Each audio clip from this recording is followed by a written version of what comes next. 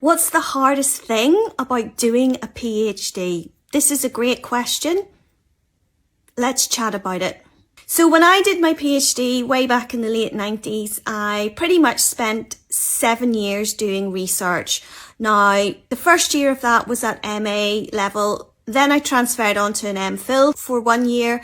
And then I did 5 years of PhD research, which was all part-time because I also worked to support myself. Now, the biggest struggle is really about motivating yourself to keep going. When you do a PhD and you talk to other people who've done a PhD, there are certain stages or trends or patterns that we all go through and we all feel, and it's about how we can navigate through these to get to the end. When you first start your PhD, you will be all gung-ho, full of energy, raring to go. Research, isn't this all fantastic?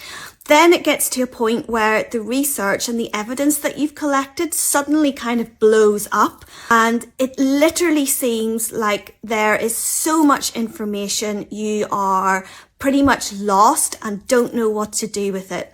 This happened to me many times, starting with a subject where I wasn't really sure I was going to get a lot of evidence, to all of a sudden being surrounded by so much information that it was just literally mind-blowing.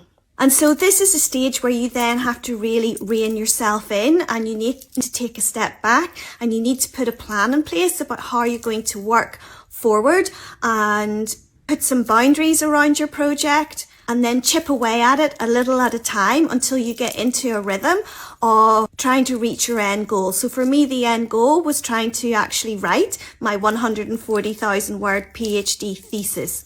So that's probably several struggles in there. I'm sure if you've done a PhD or are in the middle of doing a PhD, you will recognize some of these things. Love to talk to you about that. Let's discuss it in the comments.